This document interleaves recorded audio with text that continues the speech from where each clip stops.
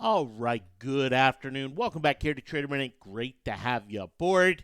Market's been selling off, pretty much throughout the day, getting a little bounce in it right here and right now. We still see the market metrics as bearish. A market vibe is still bearish. And we do have a bearish signal here for the challenge today, and that's on Honeywell. And Honeywell here, had a nice little kind of rebound bounce, weakening here off of that bounce area. Does have a downside 3-7 crossover here on it. Yeah, it's it's a nice signal here, but then I go look at the options, and 815 to 970 is the bid ask spread here. If I go down to the 120s, it's 650 to 795 or $8. We have a $1.50 spread on an $8 option, or 650 option here. Paying a 20% spread just doesn't pay. It basically costs about 40%, and we could split it a little, but 30% is what we're down initially.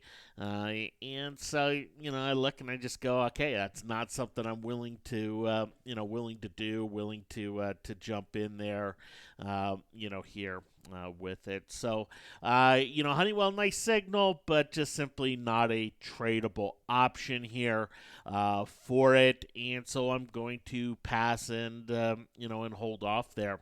FedEx is one we had a signal on the other day. I've been looking at it. Okay, do I get a chance to get in? Anything else, something to jump in. And just take a look. This thing was going for about 850 when when it triggered, when we got the stock signal, and the stock's down pretty decently, but the option's 950. So on an 850 option, a dollar gain on it for a decent drop in the stock price. It's just the percentage of gains are just so low when it comes to these monthly options, unless you just have that kind of catastrophic type move, here with them. So I'm gonna hold off on buying, FedEx puts here. Not gonna pay up for them like that. Even though, the stock gets made a nice move down, and I expect we'll see other stocks, make some nice moves down, after their signals, like a Honeywell or a UPS, that we've seen this week. And I suspect some others that haven't signaled will make some nice moves down, but they simply do not apply to the challenge risk-reward parameters. And yesterday we talked about it. We talked about option movement, and do we get option movement in this type of environment? Because if we look at FedEx, the answer is no. We're not getting much option movement here unless we absolutely pin the top and pin the bottom, right? Yeah, you'll get more movement if you do that, but that's not very realistic when it comes to trading, and definitely not something the challenge strives for or is geared for in any way, shape, or form. So it's one where, okay, great. I'll continue to be patient here. At this point, I did talk with Michelle. We have made the decision that we are going to extend this challenge. We're not going to end it at 90 days.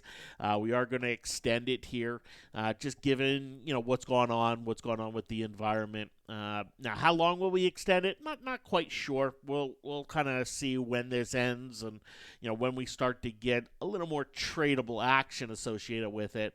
But so far, we have just decided, we will extend the challenge. But the length, how much, we're not sure yet. And as soon as we know or we have a ballpark, I will certainly share that with you.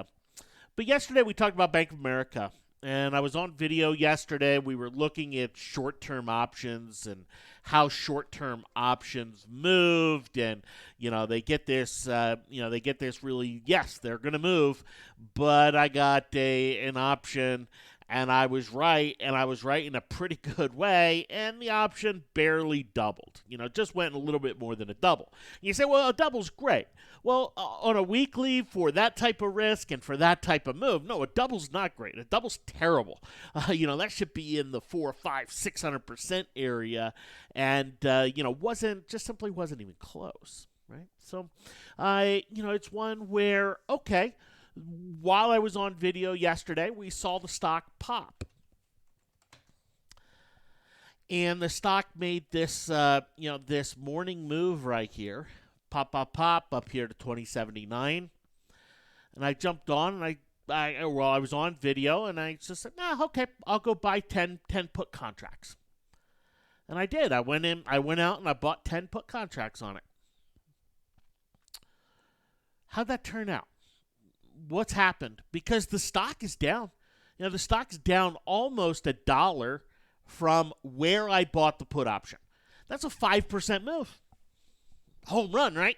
Just absolute knock it out of the park. Weekly option, we get a 5% down move. Boom.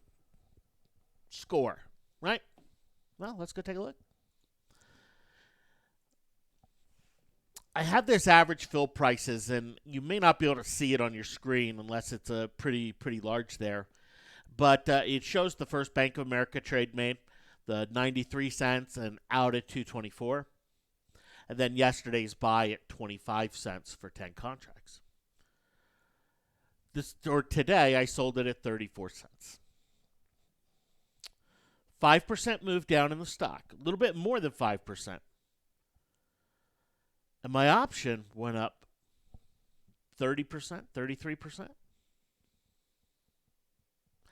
Not only that, but with Bank of America, still down 76 cents on the day, and the stock's still down pretty big, if we go and look at where that option is now, it's at 25 cents. We've had the stock price fall 5% today. And the option price is the same price that I bought it at yesterday. So yeah, the option's moving, right? There's certainly movement in the option. But this is a weekly. This is a stock that fell 5%. What's my point? Well, my point is you have to be right. You have to be right in a very big way. And your risk factors are significantly greater than they are in 99.9% of all other market environments.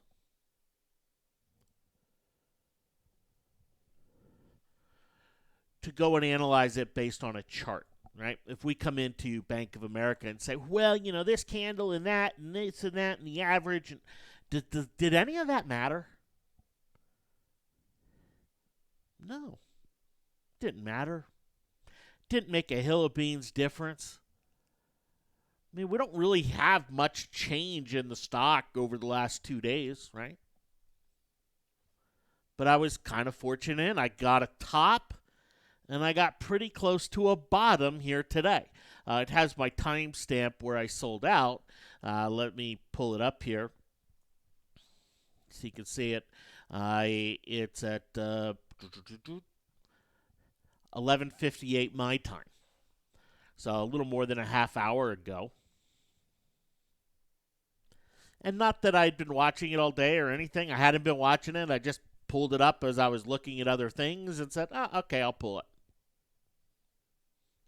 So I pretty much got the top of the stock yesterday and the bottom of the stock here today. On a 5% move, barely made any money. You say, well, what about a different option? A different option's going to do something different. And you're right, it will. So let's come out here to one strike different. Okay, and if we take a look at where it was at yesterday morning when I was on video, it's about 70 cents here. Today it's $1.17. So there's a decent improvement there. There's about a 60% gain there. But I'm also putting 70 cents in play rather than 25 cents in play. My overall reward potential on a massive move is lower, but on a smaller move, it's higher. But this morning, Bank of America, when Bank of America was or opened here this morning, and it was sitting around flat, what did that option do? It cratered. Came down here to 39 cents. Imagine Bank of America just sits flat all day. Yeah, this option goes to zero. So it is one where the risk factors are very high. If you can pick tops and you can pick bottoms, which I've never seen anybody consistently do. I've never seen a manual for consistently doing it. I've seen all there is about pivot points and different volume things, and great. I've played with some of those, and they're not consistent. But that's what it requires. That's what it requires here. And so I'll continue to kind of be patient, in terms of opportunities, in terms of trading myself. I'm not sitting there looking at stocks and going, Amazon, I wonder what it's going to do next. Now, I have a handful that I'm watching, that I'm paying attention to, and when they make moves that just, okay, that's interesting. I'll go after, but it's not based on any massive metric or any moving average or anything like that, except for a day trade. And we talked about a day trading strategy around New Year's, and that strategy has been very effective during this time here with the market. And it's one that if you're looking to go out and day trade an individual stock or even the market, go take a look at that, because it's it does have some. It's much more valid in this type of market than another type of than kind of what we've been in over the last while. So anyway, that's what I wanted to share here with Bank of America, just showing that kind of live example here, with Bank of America, and kind of what it took, to make money. So bottom line of these trades, and again, I made these trades in my main account with very different option contracts, but if we look at the money that was made on these versus how much the stock has moved, I mean, kind of disappointing. More than kind of disappointing. The stock was up here at 21.30 when I got in to the original trade. And the stock's down here at 19.80 right now. I mean, that's a $1.50 move. That's an 8% move. I mean, that's a massive move. And the options, yeah, they paid, right? They made money. But they don't pay to the same degree that they used to, and the risk factors that are being taken with that. And I know when a trade makes money, nobody cares about the risk factors, because it made money, so who cares about what the risk was? Well, yeah, we can go out, we can make a trade, we can be right, and we can make money. It doesn't mean that we can repeat that process. It doesn't mean that 95% of the time we shouldn't have lost. Occasionally, you get a little bit lucky. Hence the the old saying, better lucky than good when it comes to trading stocks. Because good, you have a percentage in your way that's a little better than break even. Lucky, well, go on streaks, up and down. And those lucky streaks are certainly nice, in so many ways there. So hopefully that kind of just helps from an option context. It's one where how long will we be in this? How long will we stay in this? Again, this is just absolutely historic what's going on. We are seeing the VIX pull back nicely. Options are getting a little bit better than what they have been, but you can see how still incredibly inflated they are here so far. And it's one where even with options pricing earnings in, you can't really tell that earnings are priced in. That's not making a huge difference in the option value with where the VIX is, which we almost never see. Normally, you could just, you pull up the stock, you can immediately look at that option with any kind of experience and go, oh, okay, earnings are priced into this. You can't really do that right now. I can't pull up Bank of America and go, are earnings priced in?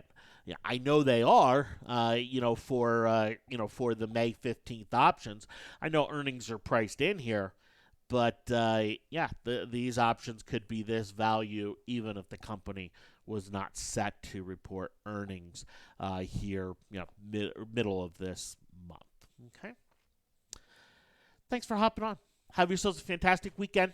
Stay safe, and we will talk to you again on Monday. Take care.